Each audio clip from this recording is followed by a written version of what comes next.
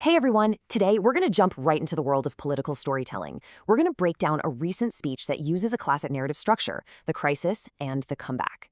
Let's get into how this powerful story is actually built, piece by piece. Okay, so this line right here, it's the anchor for the whole thing. It sets the stage immediately with incredibly high stakes.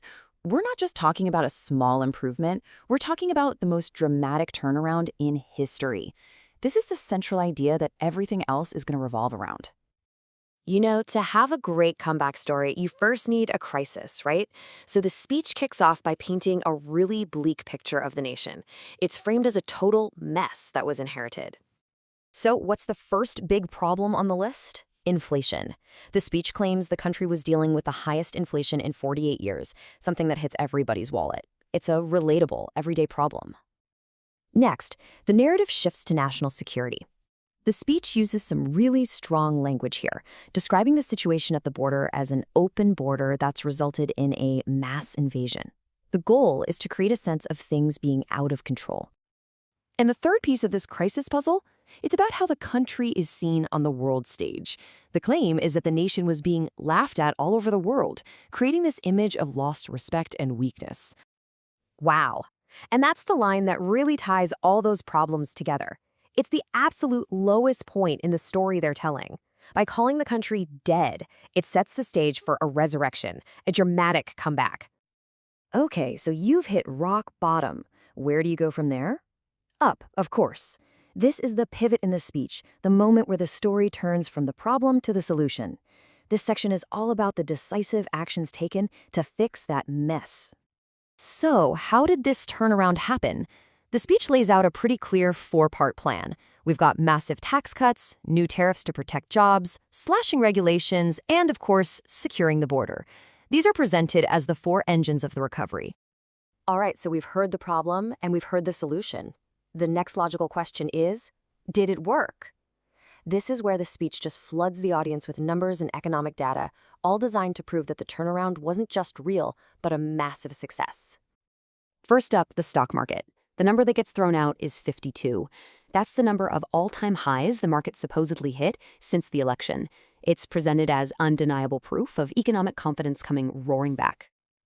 Now, this is a really stark comparison. The claim here is a massive jump in new investment commitments. We're talking less than $1 trillion over 4 years under the last administration, compared to over $18 trillion in just 1 year.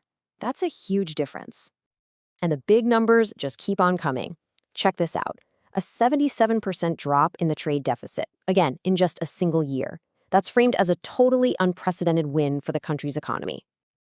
Okay, but what does all this economic stuff mean for the average person, right? Well, the speech boils it all down to this one number, a $5,000 swing. The argument is that families went from losing $3,400 a year to gaining $2,000 in real wages. But the story isn't just about money. The speech makes it clear that the turnaround was also about restoring a sense of order, of security, and of national pride. It's about more than just the economy. So remember that mass invasion we talked about at the beginning? Well, here's the after picture. According to the speech, our border is closed, totally closed. It's a very clear, very definitive statement meant to signal a complete reversal. And to really hammer home that restoring order theme, the speech rolls out a few more key points. We hear about a surge in military and police recruitment, getting tough on cartels by labeling them as terrorists, and a historic drop in the murder rate in major cities. So we've had the crisis, we've had the solution, we've seen the acclaimed results. And now we get to the grand finale. This is where the speech stops looking back and starts painting a picture of the future, framing this one-year turnaround as just the beginning of a new golden age.